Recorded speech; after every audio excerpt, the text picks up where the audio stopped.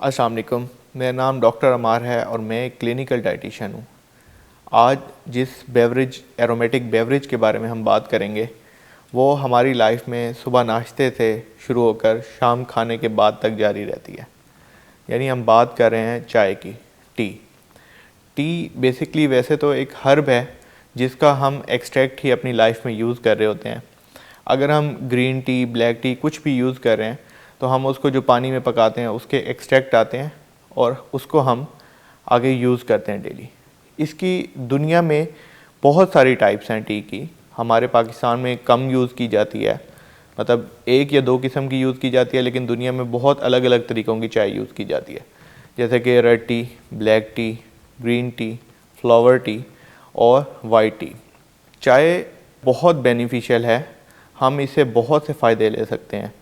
जैसा कि अगर हम इसके इफ़ेक्ट वेट लॉस में देखें तो ग्रीन टी जो है वो एपिटाइट कंट्रोल करने के साथ साथ डाइजेस्टिव पीरियड को इन्हांस कर देती है, जिससे हम जल्दी चीज़ें डाइजेस्ट कर सकते हैं, एपिटाइट भी कंट्रोल रहती है और वेट लॉस में भी इफ़ेक्ट होता है। इसी तरह साइंस की एक तहकीक के मुताबिक ग्रीन टी का एंटी कैंसर प्रॉपर्टीज़ पे बहुत इफ़ेक्ट है, क्योंकि ये हमारी बॉडी में मौजूद ऐसे एंजाइम्स को एक्टिवेट करती है जो डिटॉक्सिफिकेशन के अमल को बढ़ा देते हैं, जो कि फर्दर कैंसरस सेल को बढ़ने से रोकते हैं।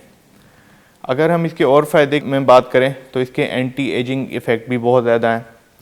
इसी तरह इसके बेशुमार फ़ायदे हैं, लेकिन जिस तरह हम इस चाय को यूज़ कर रहे होते हैं अपनी रोज़मर्रा ज़िंदगी में, तो इसके फ़ायदे अक्सर हमें पूरी तरह से नहीं मिल रहे होते, बल्कि उन फ़ायदों की जगह हम इसके नुकसान से ज़्यादा गुज़र रहे होते हैं। पाकिस्तान में अमूमन जिस तरह की हम चाय इस्तेमाल करते हैं, या तो वो 50-50 की रेशो से इस्तेमाल करते हैं, यानी 50% पानी जिसमें एक्सट्रैक्ट बॉयल हुआ होता है चाय का और 50% दूध, या 80% जो हम लोग चाय इस्तेमाल कर रहे हैं वो प्योर दूध में बनी हुई चाय है।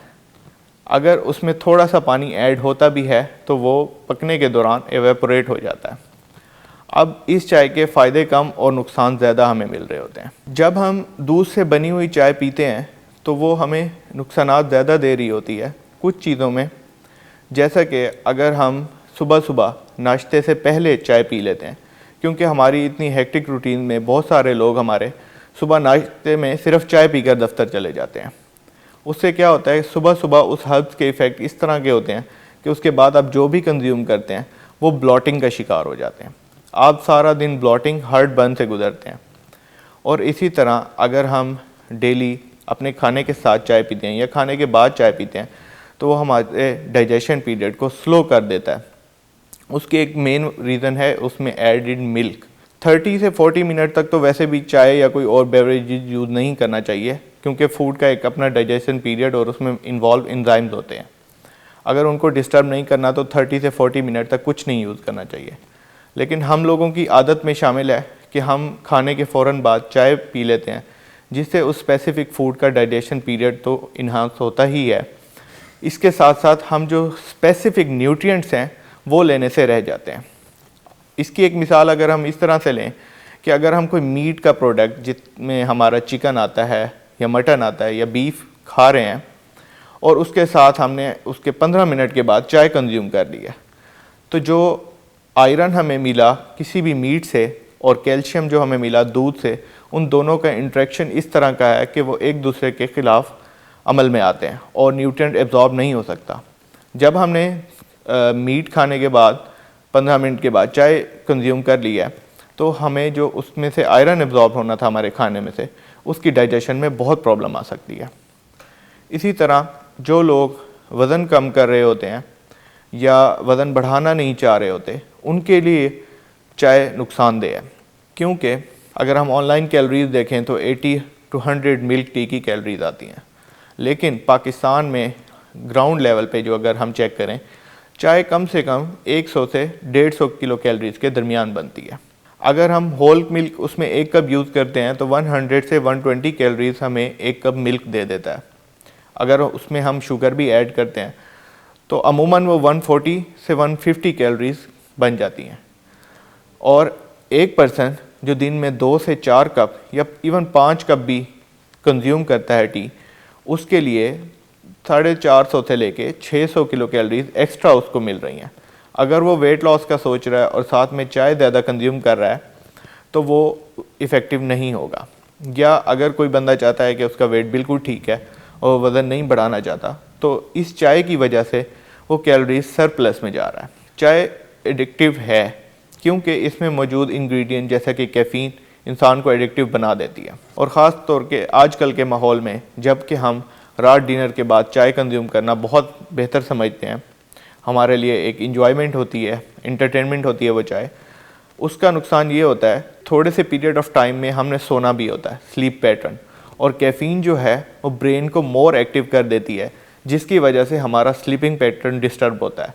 और अगर ये स्लीपिंग पैटर्न ज़्यादा अरसे तक डिस्टर्ब हो तो एक बंदा जो कैफ़ीन एडिक्ट हो गया है वो इंसोम्निया का भी शिकार हो सकता है, यानी उसको नींद तो आएगी लेकिन वो चाहकर भी सो नहीं सकेगा। अनदर थिंग, जो लोग डायबिटिक हैं वो जो चाय कंज्यूम कर रहे हैं वो उनके लिए बहुत ज़्यादा ख़तरनाक है, क्योंकि डायबिटीज़ जो है वो इंसुलिन के साथ हमारा लिंक होता है फूड का, ख़ास तौर पे कार्बोहाइड्रेट्स का, जिनमें हमारी रोटी, चावल और सीरियल आते हैं। अगर कार्बोहाइड्रेट्स हमें एनर्जी दे रहे हैं तो मिल्क भी उतनी ही एनर्जी दे रहा है। एक डायबिटिक पेशेंट की कार्ब काउंटिंग के दौरान अगर हम देखें तो जितने कार्बोहाइड्रेट्स हमें मिल्क में मिल रहे हैं उतने ही हमें किसी भी सीरियल ग्रुप से मिल जाते हैं, यानी जितनी एनर्जी हमें कार्बोहाइड्रेट से रोटी दे रही है उतनी ही एक सर्विंग की मिल्क दे रही है। तो एक पेशेंट जिसकी कार्ब काउंटिंग के साथ हम उसको डाइट देते हैं, डायबिटिक है, तो वो उसकी कार्ब्स की मिकदार जो है वो सर्विंग जो है वो बहुत बढ़ जाती है, जिसकी वजह से इंसुलिन रेजिस्टेंस में प्रॉब्लम आ सकता है या डायबिटीज़ कंट्रोल करने में मसला आ सकता है। तो इसी तरह अगर हम चाय कंज्यूम करनी भी है तो खाने से 1.5 से 2 घंटे वक्फे के बाद या खाने से 1.5 से 2 घंटे वक्फे से पहले, और ख़ाली पेट चाय नहीं कंज्यूम करनी। ग्रीन टी बहुत हेल्पफुल है। अगर हम ब्लैक टी को भी सिर्फ बॉयल करके पिएँ तो वो हमारे लिए बहुत हेल्पफुल है, हम उसके सारे फ़ायदे ले सकते हैं।